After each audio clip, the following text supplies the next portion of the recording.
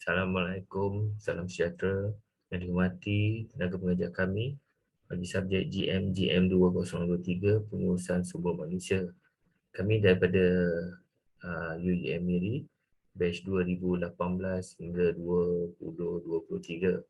Terlebih dahulu saya akan memperkenalkan ahli kumpulan kami yang mana ahli kumpulan kami terdiri daripada saya sendiri iaitu Abi Sarwan bin Haji Abu Bakar, nombor metrik 266878. Yang kedua, Puan Juzina declare 266903. Dan yang ketiga, Puan Siti Mariam binti Mahmud, nombor metrik 266347. Dan yang akhir sekali, Puan Syarifah Nurul Munira binti Wan Mahmud, nombor metrik 266985.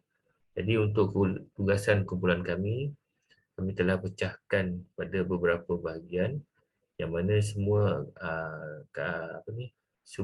ahli kumpulan kami akan membentangkan slide mereka berkaitan dengan pengurusan sumber manusia, iaitu berkaitan dengan COVID-19 lah.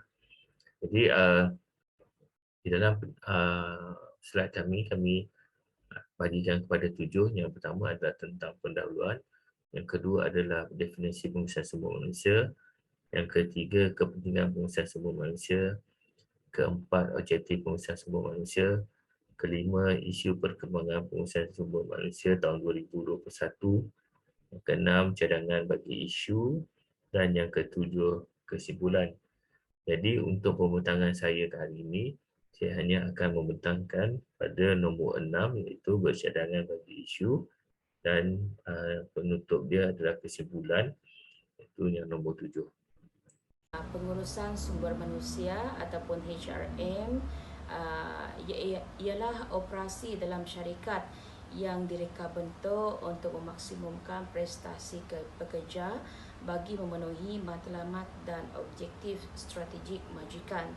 Dan lebih tepat lagi, HRM memberi tumpuan kepada pengurusan orang dalam syarikat dan juga menekankan kepada dasar dan sistem.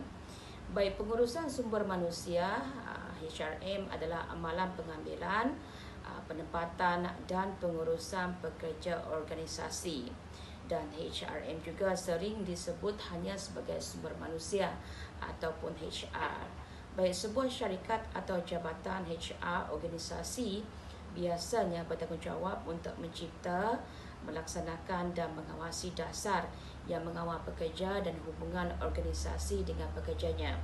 Baik, istilah sumber manusia pertama kali digunakan pada awal 1990-an dan kemudian meluas pada tahun 1960-an untuk menggambarkan orang yang bekerja untuk organisasi secara agregat. Baik, jika ditelusuri, pengurusan sumber manusia ialah pengurusan pekerja dengan penekanan kepada pekerja tersebut sebagai aset perniagaan. Dan dalam konteks ini, pekerja kadang-kadang dirujuk sebagai modal insan seperti aset perniagaan lain, dan matlamatnya adalah untuk menggunakan pekerja secara berkesan, mengurangkan risiko dan memaksimumkan pulangan pelaburan ataupun ROI. Baik, pulangan pelaburan ROI ialah ukuran prestasi yang digunakan untuk menilai kecekapan atau keuntungan pelaburan atau membandingkan kecekapan beberapa pelaburan yang berbeza. Baik, ROI juga cuba mengukur secara langsung jumlah pulangan ke atas pelaburan tertentu berbanding dengan kos pelaburan. Baik, seterusnya kita teruskan untuk yang kedua, definisi pengurusan sumber manusia. Baik, dalam definisi pengurusan sumber manusia, kita mesti faham bahawa pengurusan dan sumber manusia adalah dua konsep yang berbeza dalam unit ini. Baik, sumber manusia merujuk kepada keseluruhan tenaga kerja organisasi yang merangkumi kedua-dua pekerja dan juga penyelia. Baik, sumber manusia adalah sumber yang paling penting dan mana-mana organisasi kerana mereka menyediakan organisasi dengan kebolehan, pengetahuan, kemahiran dan juga pengalaman. Baik, organisasi juga tidak akan dapat bergerak, malah dapat bertahan tanpa sumber manusia. Baik, dalam sumber manusia, ini merupakan kaedah yang lengkap dan bersepadu untuk mengurus tenaga kerja yang berkesan bagi memenuhi objektif organisasi. Baik, semua pengurus perlu berurusan dengan sumber manusia. Baik, pengurusan sumber manusia juga akan menjadi sebahagian daripada tugas setiap pengurus, dan pengurus sumber manusia juga sering dikenali sebagai pengurus kaki tangan dan bertanggungjawab menyelaraskan tanggungjawab yang dikaitkan dengan sumber manusia. Baik, pengurusan sumber manusia juga khususnya merujuk kepada usaha organisasi dalam memilih, merekrut, mengekalkan, menamatkan, membangun dan menggunakan sumber manusia yang berkesan. Baik, untuk pembentangan yang seterusnya, dan kita teruskan untuk yang ketiga, iaitu kepentingan pengurusan sumber manusia dan pengambilan ataupun onboarding dan juga pengurusan prestasi dan juga latihan akan diteruskan dan diterangkan oleh rakan kita yang seterusnya. Terima kasih. Assalamualaikum dan selamat sejahtera. Nama saya Sharifah Nurul Munirah binti Wan Mamo. Nombor matrik 266985 dari Pusat Negeri. 3.0 Kepentingan pengurusan sumber manusia. 4 kepentingan utama HRM adalah: yang pertama, pengambilan dan onboarding. Menemui kesesuaian yang baik apabila datang untuk merekrut bakat adalah salah satu aspek HR yang paling penting. Onboarding merujuk kepada keseluruhan pengalaman mengupah, mengalu-alukan, mengorientasikan dan melibatkan rekrut serta membantu mereka menyesuaikan diri dengan budaya organisasi. Yang kedua, pengurusan prestasi dan latihan. Pengurusan prestasi yang berkesan membolehkan pengurus menawarkan sokongan kepada pekerja yang memerlukan. Yang ketiga, membina dan mengekalkan budaya syarikat. HR memainkan peranan penting dalam menetapkan nada yang betul apabila ia berkaitan dengan budaya syarikat. HR juga memainkan peranan penting dalam membangunkan, mengukuhkan dan mengubah budaya sesebuah organisasi. Pematuhan. Yang keempat, pematuhan undang-undang dan peraturan. Profesional HR mempunyai pemahaman penuh tentang undang-undang pekerjaan dan keperluan kawal selia organisasi yang dikaitkan dengan kaki tangan. 4.0 Objektif pengurusan sumber manusia. Objektif pengurusan sumber manusia boleh dibahagikan kepada 4 kategori besar, iaitu: yang pertama, objektif masyarakat. Langkah-langkah yang dilaksanakan yang bertindak balas terhadap keperluan atau cabaran etika dan sosial syarikat dan pekerjanya. Ini termasuk isu undang-undang seperti peluang yang sama dan gaji yang sama untuk kerja yang sama. Yang kedua, objektif organisasi. Tindakan yang diambil yang membantu memastikan kecekapan organisasi ini termasuk menyediakan latihan, mengambil bilangan pekerja yang sesuai untuk tugas tertentu. Yang ketiga, objektif fungsional. Garis panduan yang digunakan untuk memastikan HR berfungsi dengan baik dalam organisasi secara keseluruhan. Ini termasuk memastikan semua sumber HR diperuntukkan kepada potensi penuh mereka. Objektif peribadi. Yang keempat, objektif peribadi. Sumber yang digunakan untuk menyokong matlamat peribadi setiap pekerja.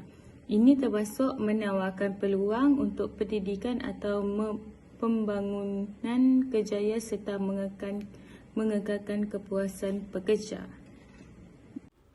Isu dan perkembangan pengurusan sumber manusia dalam tahun 2021.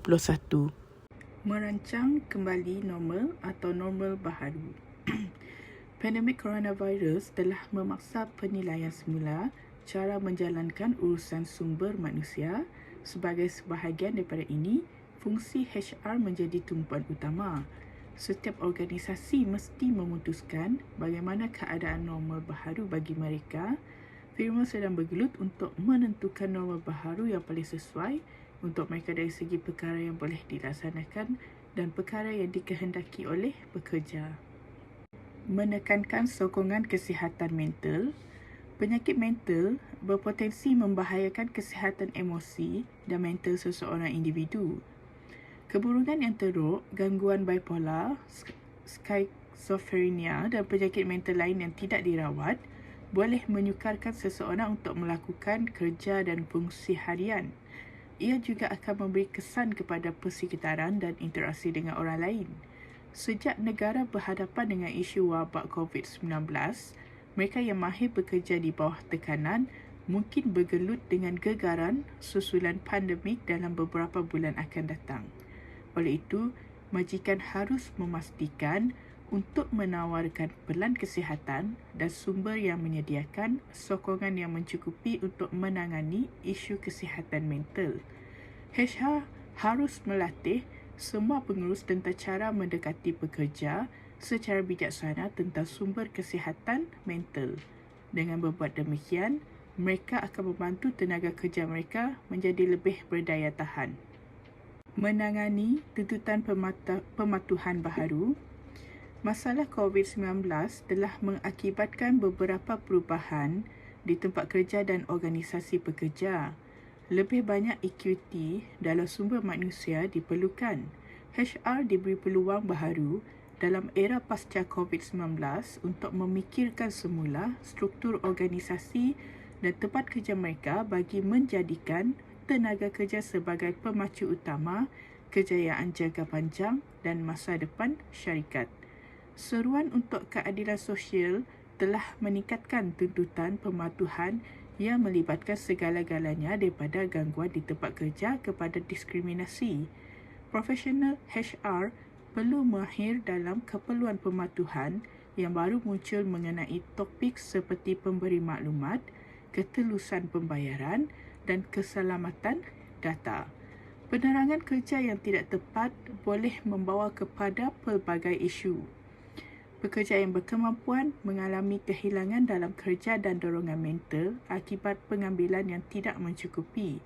Ini boleh memudaratkan kerana pekerja yang masih bekerja untuk syarikat akan bekerja terlalu banyak kerana mengambil tanggungjawab daripada bekas pekerja.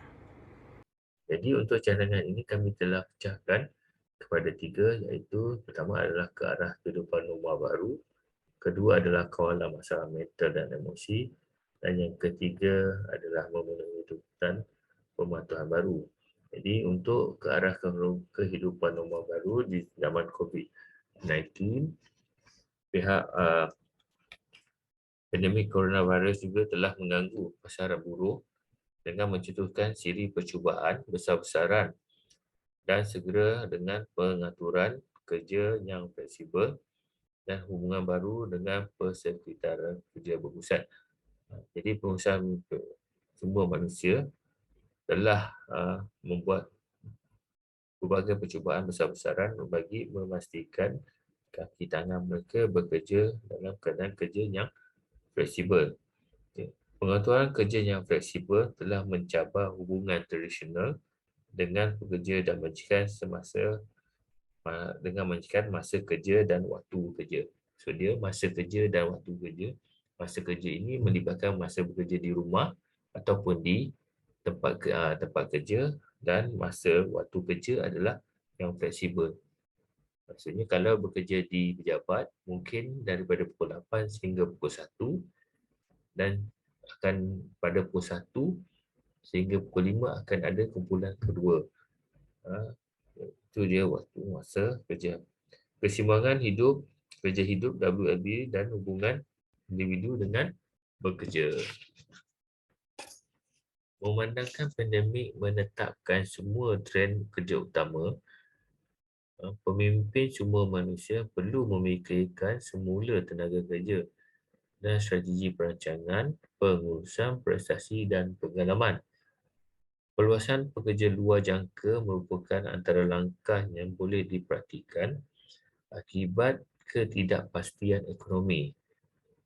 Wabak ini itu telah menyebabkan ramai pekerja kehilangan pekerjaan dan mendedahkan orang lain buat kali pertama kepada model kerja tidak standard. banyak organisasi bertindak balas terhadap kesan ekonomi pandemik dengan mengurangkan belanjawan kontraktor mereka. Maksudnya di sini, apabila wabak ini berlaku melanda di seluruh negara, kebanyakan pekerja telah banyak kehilangan pekerjaan. Jadi, ianya juga bila melibatkan banyak kaki tangan ataupun pekerja yang kehilangan pekerjaan, jadi seseorang itu akan bekerja melebihi daripada apa yang dia ada. Itu yang dipanggil model kerja yang tidak standard. Jadi dia banyak kerja multitasking lah. Okay. Disebabkan oleh masalah tersebut. Dalam masa yang sama juga, pihak pengurusan juga telah mengurangkan belanjawan mereka. Sebelum ini mungkin belanjawan mereka agak besar, bajetnya besar. Tetapi kali ini dengan COVID-19 ini, pengurusan sumber manusia atau syarikat-syarikat tersebut telah mengurangkan kos ataupun mengawal kos yang ada bagi memastikan operasi mereka berjalan seperti biasa. Yang kedua pula, kawalan masalah mental dan emosi disebabkan oleh banyak kaki tangan ataupun yang telah diberhentikan kerja ataupun yang sedang bekerja juga ada juga mengalami masalah mental dan emosi. Ianya menurut Ketua Pengarah Kesihatan Dato' Dr. Nur Hisham Abdullah adalah menjadi tanggungjawab syarikat untuk membawa pekerja ke institusi kesihatan terdekat berbanding merawat pesakit. Itu. Kementerian Kesihatan Malaysia prihatin terhadap isu tersebut. Jadi dia telah melaksanakan macam-macam program, iaitu yang utama adalah melibatkan program komuniti pembinaan negara bangsa sihat ataupun dikenali sebagai COSME+. Dan daripada itu juga, oleh itu inisiatif telah mewujudkan tenaga kerja yang sihat dan produktif dengan persekitaran budaya kerja yang sihat. Dengan peranan majikan dalam menangani isu kesihatan mental di tempat kerja, pihak pengurusan sumber manusia juga perlu mengadakan latihan kepada kaki tangan dengan memberi maklumat dan pemahaman tentang kesihatan mental. Dengan cara ini juga, ianya boleh membantu syarikat tersebut ataupun jabatan tersebut mengenali petunjuk awal penyakit mental dan mengambil tindakan pencegahan awal kepada kaki tangan mereka.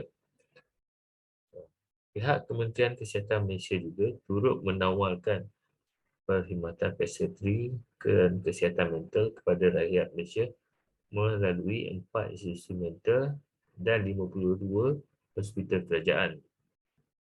Pemeriksaan dan intervensi kesihatan mental, terapi susulan untuk penyakit mental yang stabil dan rawatan pemulihan psikososial semuanya disediakan oleh KKM di peringkat penjagaan kesihatan primer melalui 958 klinik kesihatan PSR.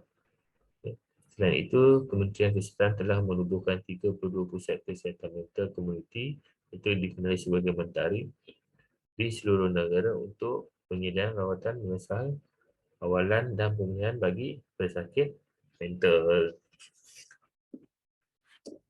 Justru itu, langkah awal bagi membendung yang boleh dipraktikan oleh semua majikan adalah dengan menyediakan alat penilaian kendiri kesihatan mental yang tersedia untuk semua pekerja.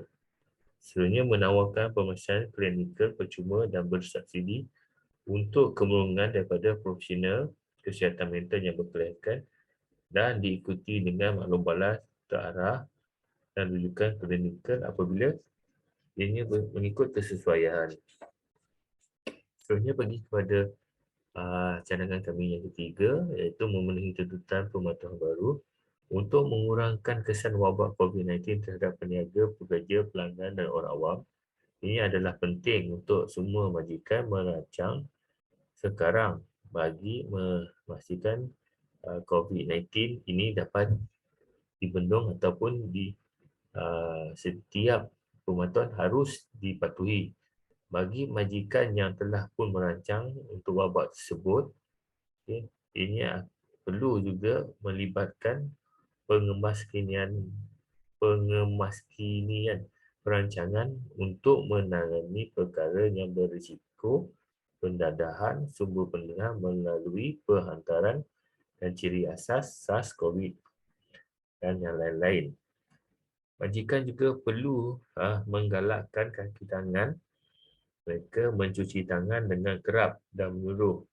Ianya juga termasuk dengan menyediakan pekerja, pelanggan dan pelawat tapak kerja tempat untuk membasuh tangan.